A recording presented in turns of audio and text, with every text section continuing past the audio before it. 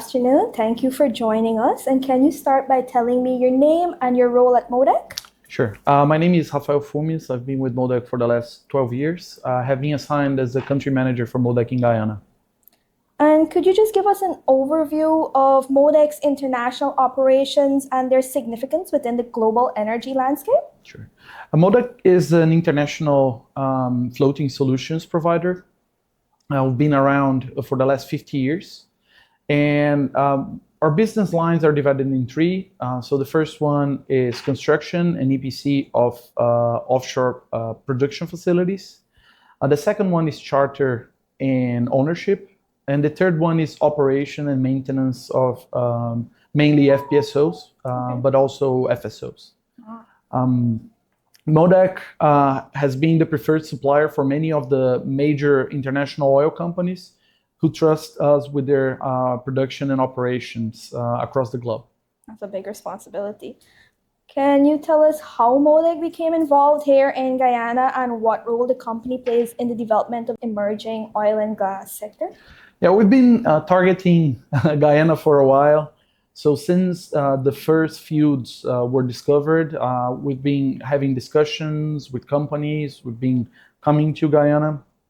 But our first opportunity came with our first contract with our client to supply the first FPSO for MODEC in Guyana, which is expected to be deployed in 2026. Speaking about the FPSOs, can you talk about how these operations are tailored to the specific needs of the local market? Yeah, the FPSOs, they are made specifically for the field and the wells. So we receive the data in advance that is known by the international oil companies that are producing at the field. So they provide us with that data, and then we vary the size of the FPSO, the technologies that are utilized based on that data. So depending on the location, country, and field those are placed in, they may be significantly different. Okay. So we know that a lot of Guyanese are now getting into the oil and gas sector. A lot of students are studying within that field. Can we talk about what initiatives MODEC has been taking to build local capacity and contribute to the workforce development here in Guyana's energy sector? Definitely. MODEC has been doing this for a while in different locations. A good example is in, for example, Brazil, West Africa as well, where we established our offices and were slowly successful to engage local teams. Brazil is probably the most successful example since we have over 90% of Brazilians in positions at all levels in the organization. Most of the directors are Brazilians as well. And here in Guyana, we want to follow a similar path, right? So this takes a lot of time and effort, but we are putting a lot of energy into programs for trainees, internship, that will help us develop the local manpower to be incorporated into our organization. So currently, we already have many Guyanese in our team, and we are hoping to grow that significantly by 2026. That sounds really great. And now we're moving on more to sustainability and energy. So I'm going to ask you some questions along that line. Yeah. So I know you guys have been at the forefront of offshore oil and gas operations for quite a few years now. So how does the company integrate sustainable practices into its operations, especially in the rapidly evolving energy landscape focused on cleaner energy? Expectations from stakeholders are very high, and they're constantly changing. So we need to be at the forefront and start very early. So from project selection, so we choose carefully the projects we get involved in already with the eye on sustainability.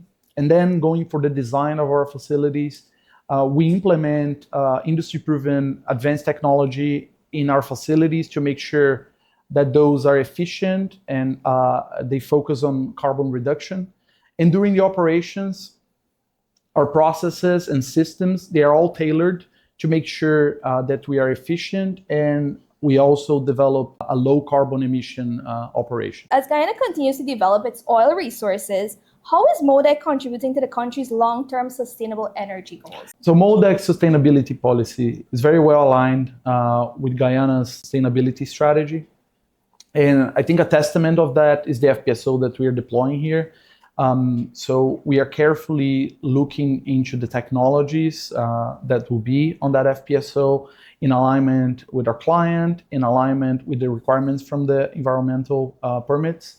And we are always looking into solutions that can minimize the emissions of carbon.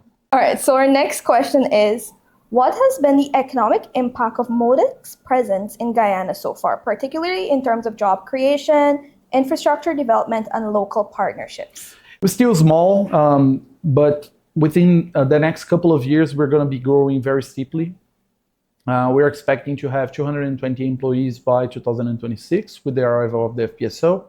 And we are also working on many opportunities for local companies. We expect that most of our 170 contracts that we expect to award until 2026 are provided to local companies. We already started doing a lot of that work. So we signed some contracts this year.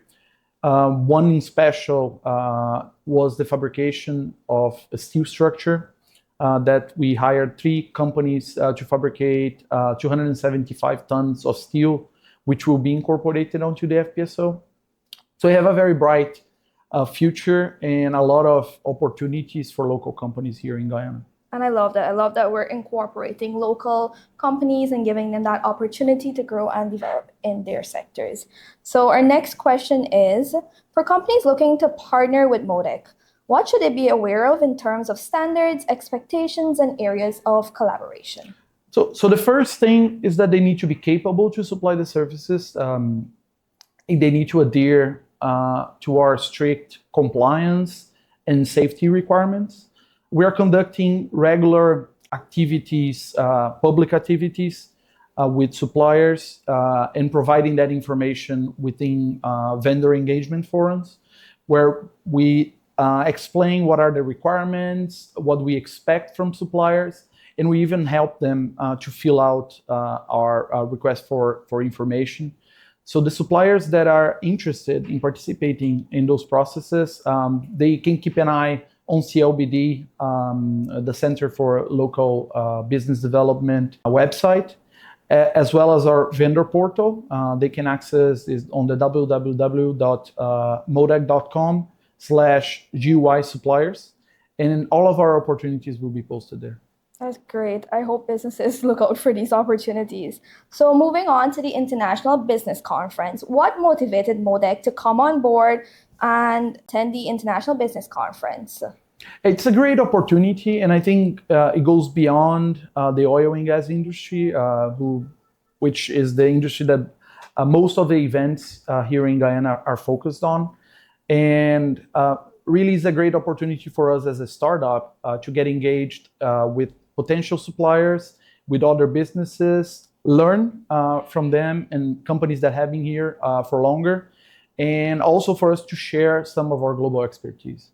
Perfect. What potential collaborations or partnerships are you most excited to see come out from this event? I look forward into understanding what are the projects related to energy infrastructure that are planned for Guyana and how MODEC can be part of that and contribute. Our last question is, what is MODEC's long-term vision for its operations here in Guyana? And how do you see the company's role evolving as the country's oil and gas sector continues to mature? Okay. Yeah, we are very much focused on the short term right now. So it's our first contract, and we need to make sure that we deliver and we deliver well. So our first priority is to make sure that we are prepared to operate FPSO Area W2 that is arriving in 2026. Looking on the midterm, I want to make sure that we grow and that we approach a net zero FPSO as soon as possible.